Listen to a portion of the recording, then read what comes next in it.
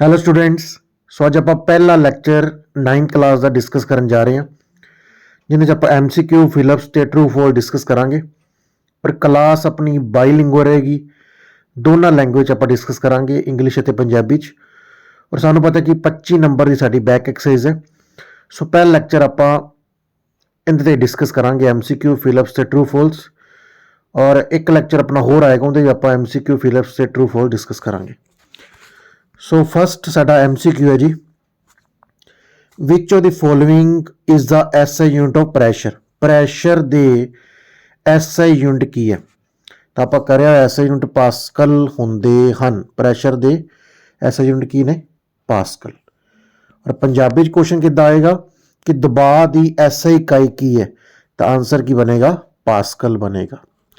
Second question ਜੀ, which of the following will show Tyndall effect. Tyndall effect ਕੀ ਹੁੰਦਾ ਹੈ?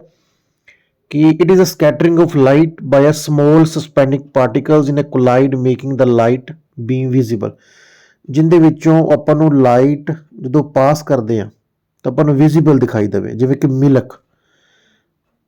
ਤਾਂ ਮਿਲਕ ਹੋ ਗਿਆ ਜਾਂ ਸਟਾਰਚ ਵਰਗੇ ਸੋਲੂਸ਼ਨ ਦੇ ਵਿੱਚ ਆਪਾਂ ਨੂੰ ਟਿੰਡਲ ਇਫੈਕਟ ਦਿਖਾਈ ਦਿੰਦਾ ਹੈ। ਪਹਿਲੇ ਕੁਐਸਚਨ 'ਚ ਆਪਾਂ SI ਯੂਨਿਟ ਪ੍ਰੈਸ਼ਰ ਦਾ ਤਾਂ ਕਰ ਲਿਆ, ਪਾਸਕਲ ਹੁੰਦੇ। ਅਗਰ ਇਹ ਪੁੱਛ ਲੈਣ ਕਿ ਫੋਰਸ ਦੇ SI ਕੀ ਹੁੰਦੇ ਆ, ਫੋਰਸ ਦੇ, ਤਾਂ ਫਿਰ ਕੀ ਆਣਗੇ? ਨਿਊਟਨ ਆਣਗੇ। ਅਗਰ ਫੋਰਸ ਦੇ ਪੁੱਛ ਲੈਣ ਤਾਂ ਫਿਰ ਨਿਊਟਨ ਬਣਨਗੇ। ਪਰ ਆਪਾਂ ਨੂੰ ਕਿੰਦੇ ਪੁੱਛ ਰਹੇ? ਪ੍ਰੈਸ਼ਰ ਦੇ। ਪ੍ਰੈਸ਼ਰ ਦੇ ਕੀ ਹੋਣਗੇ? ਪਾਸਕਲ। ਤਾਂ ਇਹ ਦਾ ਫਸਟ ਦਾ D ਆਪਸ਼ਨ, ਸੈਕਿੰਡ ਦਾ B ਆਪਸ਼ਨ, ਸੈਕਿੰਡ ਦਾ ਮਿਲਕ। ਕਹਿੰਦਾ which is the atomicity of argon. Argon ਦੀ ਅਟੋਮਿਸਿਟੀ, ਅਟੋਮਿਸਿਟੀ ਕੀ ਹੁੰਦੀ ਹੈ? ਜਿੰਨੇ ਉਹਦੇ ਵਿੱਚ ਪਰਮਾਣੂ ਹਨ ਜਾਂ ਐਟਮਸ ਜਿੰਨੇ ਦਾ ਬਣਿਆ ਹੋਇਆ। ਆਰਗਨ ਦਾ ਇੱਕ ਐਟਮ ਹੀ ਹੁੰਦਾ ਇਹਦੇ ਵਿੱਚ ਨਾ, ਤਾਂ ਇਹ ਹੋਏਗਾ ਸਾਡਾ ਮੋਨੋ ਅਟੋਮਿਕ। ਕੀ ਬਣੇਗਾ? ਮੋਨੋਟੋਮਿਕ। ਥਰਡ ਦਾ A ਆਪਸ਼ਨ। ਜੇ ਪੰਜਾਬੀ 'ਚ ਗੱਲ ਕਰੀਏ, ਸੈਕਿੰਡ ਹੇਠ ਦਿੱਤੇ ਵਿੱਚੋਂ ਕਿਹੜਾ ਟਿੰਡਲ ਪ੍ਰਭਾਵ ਦਿਖਾਈ ਦੇਗਾ? ਆਨਸਰ ਦੁੱਧ ਆ ਗਿਆ। ਥਰਡ ਦਾ ਆਰਗਨ ਦਾ ਪਰਮਾਣੂ ਕਿਹੜਾ ਹੈ? ਤਾਂ ਇੱਕ ਪਰਮਾਣਵੀ। ਤਾਂ ਥਰਡ ਦਾ A। Fourth question, number of wellness electron in chlorine minus. Cl negative 'ਚ ਕਹਿ ਰਿਹਾ ਕਿੰਨੇ ਵੈਲੈਂਸ ਇਲੈਕਟ੍ਰੋਨ ਹੋਣਗੇ? ਸਾਨੂੰ ਪਤਾ ਹੈ Cl ਦਾ ਨੰਬਰ ਹੁੰਦਾ 17, ਪਰਮਾਣੂ ਅੰਕ ਕਿੰਨਾ? 17। ਤਾਂ ਲਿਖਾਂਗੇ 2 8 7। 7 ਹੁੰਦੇ ਵੈਲੈਂਸ ਇਲੈਕਟ੍ਰੋਨ, ਪਰ ਨੈਗੇਟਿਵ 'ਚ ਕਿੰਨੇ ਹੋਣਗੇ? 7 + 1, ਤਾਂ ਵੈਲੈਂਸ ਇਲੈਕਟ੍ਰੋਨ ਬਣਨਗੇ 8। ਤਾਂ ਆਨਸਰ ਕਿੰਨਾ ਆ ਜਾਏਗਾ ਸਾਡੇ ਕੋਲੋਂ? 8 ਆਨਸਰ ਆ ਜਾਏਗਾ। Cl ਨੈਗੇਟਿਵ ਕਿੰਨੇ ਇਲੈਕਟ੍ਰੋਨ ਹੋਣਗੇ? ਵੈਲੈਂਸ ਇਲੈਕਟ੍ਰੋਨ 8 ਇਲੈਕਟ੍ਰੋਨਸ ਹੋਣਗੇ। Cl ਨੈਗੇਟਿਵ ਵਿੱਚ ਵੈਲੈਂਸ ਇਲੈਕਟ੍ਰੋਨ ਦੀ ਸੰਖਿਆ, ਉਹ ਤਾਂ ਆਪਾਂ ਦੱਸ ਹੀ ਕੀਤਾ ਕਿੰਨਾ ਆਏਗਾ? 8 ਆਏਗਾ। ਪੰਜਵਾਂ, ਦਾ signal that pass along the nerve fibre. ਕਿਹੜਾ ਸਿਗਨਲ ਪਾਸ ਹੁੰਦਾ ਜੀ ਆਪਣੇ ਕੋਲ? ਕਹਿੰਦੇ ਨਰਵ ਇੰਪਲਸ। ਆਨਸਰ ਆਏਗਾ C ਆਪਸ਼ਨ। ਪੰਜਾਬੀ 'ਚ ਬਣੇਗਾ ਨਾੜੀ ਸੈੱਲ ਵਿੱਚ ਵਹਿਣ ਵਾਲੇ ਸੰਕੇਤ ਨੂੰ ਡੈਸ਼ ਕਿਹਾ ਜਾਂਦਾ ਹੈ। ਤਾਂ ਨਾੜੀ ਸੰਵੇਦਨਾ, C ਆਪਸ਼ਨ। ਫਿਫਥ ਕੁਐਸਚਨ ਆਪਣੇ ਕੋਲ ਬਣੇਗਾ ਦਾ ਸਿਗਨਲ, ਆਪਾਂ ਡਿਸਕਸ ਕਰ ਲਿਆ। ਸਿਕਸਥ ਬਣੇਗਾ chloroplast consist of numerous membrane layers embedded in material called the, ਤੈਨੂੰ ਕਹਿੰਦੇ ਸਟ੍ਰੋਮਾ। ਆਨਸਰ ਆਏਗਾ B, stroma. Seventh, it is acceleration. Acceleration ਹੁੰਦਾ ਸਾਡਾ change in velocity per unit time, ਵੇਗ ਦਾ ਚੇਂਜ ਸਮੇਂ ਨਾਲ। ਤਾਂ ਸੱਤਵੇਂ ਦਾ ਬਣਿਆ ਜੀ A। ਅਗਰ ਪੁੱਛਦਾ ਵੈਲੋਸਿਟੀ ਕੀ ਹੁੰਦੀ ਹੈ, ਜੇ ਵੈਲੋਸਿਟੀ ਪੁੱਛ ਲੈਂਦਾ ਤਾਂ ਫਿਰ ਬਣਨਾ ਸੀ dx/dt, ਡਿਸਪਲੇਸਮੈਂਟ ਦਾ ਚੇਂਜ ਬਾਈ ਟਾਈਮ। ਪਰ ਹੁਣ ਪੁੱਛ ਲਿਆ ਐਕਸਲਰੇਸ਼ਨ, ਐਕਸਲਰੇਸ਼ਨ ਕੀ ਬਣੇਗਾ? dv/dt। ਉਮੀਦ ਤੁਹਾਨੂੰ ਸਮਝ ਲੱਗ ਗਿਆ ਹੋਵੇਗਾ। ਇਹਦੇ ਪੰਜਾਬੀ 'ਚ ਕੁਐਸਚਨ ਕਿੱਦਾਂ ਆਏਗਾ? ਸੈਵਨਥ ਵਾਲਾ ਕਿ ਪ੍ਰਵੇਗ ਕੀ ਹੈ? ਐਕਸਲਰੇਸ਼ਨ ਨੂੰ ਕਹਿੰਦੇ ਆ ਪ੍ਰਵੇਗ। ਤਾਂ A ਆਪਸ਼ਨ ਆ ਜਾਏਗਾ 7 ਦਾ, ਚੇਂਜ ਪ੍ਰਤੀ ਇਕਾਈ ਸਮਾਂ ਵੇਗ ਵਿੱਚ ਤਬਦੀਲੀ। ਅੱਠਵਾਂ question, the dash of the objective measure of the inertia. ਜਿੰਨਾ ਮਾਸ ਜ਼ਿਆਦਾ ਹੁੰਦਾ ਇਨਰਸ਼ੀਆ ਜ਼ਿਆਦਾ। ਤਾਂ ਆਪਸ਼ਨ ਆ ਜਾਏਗੀ B ਆਪਸ਼ਨ। ਜਿੰਨਾ ਭਾਰ ਆਪਣਾ ਮਾਸ ਜ਼ਿਆਦਾ ਹੋਏਗਾ ਉਹਨਾਂ ਇਨਰਸ਼ੀਆ ਜ਼ਿਆਦਾ ਹੋਏਗਾ। ਤਾਂ ਆਪਸ਼ਨ ਆ ਜਾਏਗੀ B। Which scientist gave the ਲਾਜ਼ of motion. ਸਾਨੂੰ ਪਤਾ ਲਾਜ਼ ਆਫ ਮੋਸ਼ਨ ਕਿਹੜੇ ਕਿਹੜੇ ਹੁੰਦੇ ਆ? V is equal to U plus AT, first law of motion. Second ਲਾ ਹੁੰਦਾ S is equal to UT plus half AT square। Third ਆਪਾਂ ਪੜ੍ਹਨੇ V square minus U square equal to 2S। ਤੇ ਕਿਹਨੇ ਦਿੱਤੇ ਸੀ? ਸੈਕ ਨਿਊਟਨ ਨੇ ਦਿੱਤੇ ਸੀ ਤਿੰਨੇ ਲਾਅ। ਤਾਂ ਇਹਨੂੰ ਕਹਿੰਦੇ first equation of motion, second equation of motion ਤੇ ਥਰਡ ਇਕੁਏਸ਼ਨ ਆਫ ਮੋਸ਼ਨ। ਤਾਂ ਆਂਸਰ ਆਏਗਾ ਇਹਦਾ ਬੀ ਆਪਸ਼ਨ। 10th ਕੁਐਸਚਨ ਹੈ ਜੀ, which of the following is true about force. ਤਾਂ ਫੋਰਸ ਨੂੰ मूव की करेगी, फोर्स बॉडी में मूव कर सकती है, बी भी सही है। फोर्स इनविजिबल, कुछ फोर्स ਇਹੋ ਜਿਹੀ जो दिखाई नहीं ਦਿੰਦੀਆਂ पर ਹੁੰਦੀਆਂ ਨੇ, ਜਿਵੇਂ ਰੇਡੀਓ ਵੇਵਸ ਵਗੈਰਾ ਕਹਿ ਸਕਦੇ ਹਾਂ, ਠੀਕ ਹੈ। ਔਰ ਫੋਰਸ ਨੂੰ ਆਪਾਂ ਬੋਡੀ ਨੂੰ ਚੇਂਜ ਵੀ ਕਰ ਸਕਦੇ ਹਾਂ। ਤਾਂ ਆਲ ਆਫ ਦੇ ਅਬਵ ਸਾਰੇ ਹੀ ਆਨਸਰ ਆਣਗੇ ਇਹਦੇ। ਤਾਂ 10th ਦਾ ਡੀ ਆਪਸ਼ਨ। ਇਹਦਾ ਪੰਜਾਬੀ ਚ ਆਪਾਂ ਦੇਖ ਲੈਂਦੇ ਹਾਂ ਕਿ ਵਸਤੂ ਦਾ ਡੈਸ਼ ਇਸ ਦੀ ਜੜਤਾ, ਜੜਤਾ ਮਤਲਬ ਕਿ ਆਪਾਂ ਨਰਸ਼ੀਆ। ਤਾਂ ਆਪਾਂ ਗੱਲ ਸੀ ਤਾਂ ਕਿ 8 ਦਾ ਕੀ ਆਏਗਾ? ਬੀ ਪੁੱਜ। 9 ਦਾ ਕਿਹੜਾ ਵਿਗਿਆਨੀ ਨੇ ਗਤੀ ਦੇ ਨਿਯਮ ਦਿੱਤੇ ਹਨ? ਤਾਂ ਸੈਕ ਨਿਊਟਨ ਆਪਾਂ ਡਿਸਕਸ ਕਰ ਹੀ ਲਿਆ। ਇਹਨਾਂ ਵਿੱਚੋਂ ਕਿਹੜਾ ਬਲ ਬਾਰੇ ਸਹੀ ਹੈ? ਤਾਂ ਸਾਰੇ ਸਹੀ, ਉਪਰੁਕਤ ਸਾਰੇ।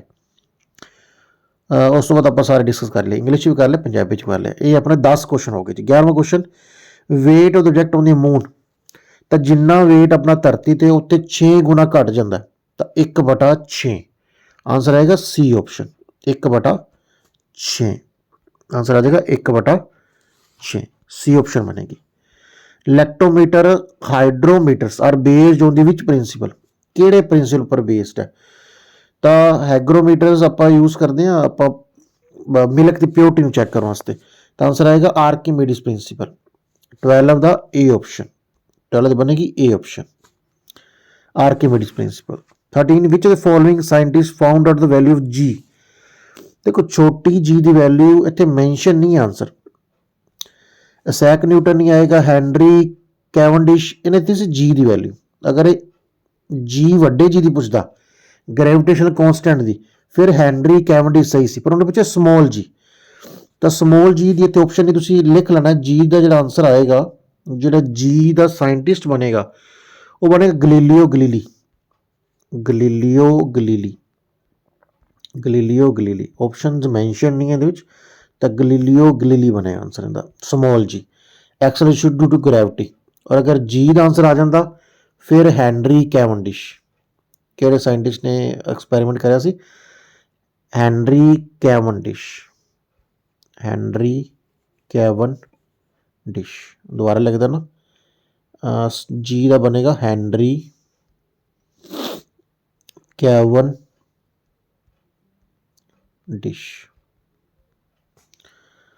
नैक्सट है जी 14th question, which type energy compressive mechanical energy. Mechanical energy which दोनों एनर्जी आ जाती साडे कोलों, कनैटिक एनर्जी भी ते पोटेंशियल एनर्जी। तो आंसर की आएगा अपने कोलों? C option, both of these. Answer आएगा सी ऑप्शन। तो 14 का बनया सी ऑप्शन। कहना what is a formula for power. Power का फार्मूला की होंगे? तो वर्क डन बटे च समा। तो आंसर आ जाएगा बी ऑप्शन। आंसर बनेगी बी ऑप्शन। इदा आप पंजाबी देख लें 15 तक, 10 तक 11 तक 10। चंद्रमा की सतह से वस्तु का भार कितना है? 6 गुना घट जाएगा। आंसर आएगा सी ऑप्शन। लैक्टोमीटर कि प्रिंसिपल सिद्धांत किने दिता सी? आर्किमिडीज सिद्धांत। 12 का ए ऑप्शन। निम्नलिखित लिखे चो किस विज्ञानी ने जी का मुल दिता? वो दस दिता गलीलियो गलीली ने। 14th किस किस्म की ऊर्जा विच मकैनिकल ऊर्जा शामिल होती है? तो दोवें आएंगे, गतिज ऊर्जा भी, किनेटिक एनर्जी भी, तो क्षितिज ऊर्जा मतलब कि पोटेंशियल एनर्जी भी। शक्ति का फार्मूला की? शक्ति फार्मूला कहता पुज। शक्ति फार्मूला होगा सॉरी वेट बटा समा, काम बटा समा, काम बटा समा। 15 तक आप इंग्लिश मीडियम च कर ले ते पंजाबी मीडियम च कर ले। नैक्सट है जी अपने को 16th question, the region of low pressure. जिते सारा लो प्रैशर उनका रेयर इन्फेक्शन की कहते हैं? Rarefaction. आंसर आएगा बी ऑप्शन। और अगर अपन कहता हाई प्रैशर फिर कंप्रैशन आना सी। Speed of sound in air at room temperature. Room temperature sound कितनी होंगी है? 346। आंसर आएगा कि साउंड की स्पीड रूम टैंपरेचर से कितनी होगी? 346। कहता which following breed cow is exotic foreign breed. Foreign breed अपना आएगा जी जर्सी। आंसर बनेगा जर्सी। जर्सी कह सकते जब ब्राउन स्विस भी आ सकता है, ब्राउन स्विस या जर्सी दोनों सही होंगे। Beekeeping, beekeeping is done to get किस वास्ते डन की जाती है, हानि को प्राप्त करने वास्ते भी तो वैक्स को प्राप्त करने वास्ते। तो आंसर आएगा both, both of this, wax भी आएगा हानि भी आएगा। Next 20th question, dash is defined as rate of doing work, work बटा समा उन्हें आप करें पावर होंगे, वर्क बटा समा की होएगा पावर। तो सी ऑप्शन 20 का। इदा आप पंजाबी देख लें जो अपने रह गए, घट दबाव वाले खेतर की कहते हैं निखेड़न। तो 16 तक ही आ जाएगा बी ऑप्शन। 17 तो समय लागे 346 आएगा। ये हेठ लिखे विचों गां की किहड़ी नस्ल विदेशी नस्ल है, तो जर्सी। की प्राप्त करने लई मधुमक्खी पालन क्यों पालन किया मधुमक्खियों का, दोवें आन के मोम ते शहद।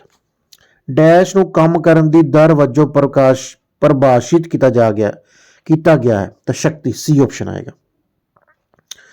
नैक्सट अपने को फिलिप्स है जी, वैपोरेशन कॉजेज, वैपोरेशन की कॉज करता है, तो 21वें का आंसर आएगा कूलिंग की, अपनी वैपोरेशन की करेगा कॉज, कूलिंग कॉज करेगा। 5वां question, atom as a whole is electrically, तो इलैक्ट्रिकली की होएगा, एटम की होंगे इलैक्ट्रिकली न्यूट्रल। उस तो बाद पूछ रहा जी द पार्टिकल्स ऑफ, 21वें का बनया कूलिंग, 22वें का बनया न्यूट्रल। 23वां कह रहे जी the particles of solution can be seen by naked, particles कभी भी आप देख नहीं सकते, तो आंसर आएगा रॉन्ग, गलत। 23वें का गलत आएगा। एंडोप्लाज्मिक रेटिकुलम इज 2 टाइप्स, 2 तरह होंगे, बिल्कुल जी राइट, आंसर आएगा राइट, सही, 2 तरह के होंगे। The full form of ATP is adenosine diphosphate, नहीं ट्राईफॉस्फेट होंगे, तो आंसर आएगा रॉन्ग, ट्रू फॉल्स। इत्थे डाईफॉस्फेट नहीं होएगा, मैं दोबारा दसना, इत्थे लिख रहे डाईफॉस्फेट, दोबारा दसना, इत्थे लिख रहे जी डाईफॉस्फेट, डाईफॉस्फेट नहीं होएगा, ट्राईफॉस्फेट होएगा। इस करके पूछ रहे सही कि गलत, आंसर क्या है गलत, क्योंकि ट्राईफॉस्फेट होंगे अपने को एंडोसाइन, ये सही लिखा हुआ है एंडोसाइन ट्राईफॉस्फेट।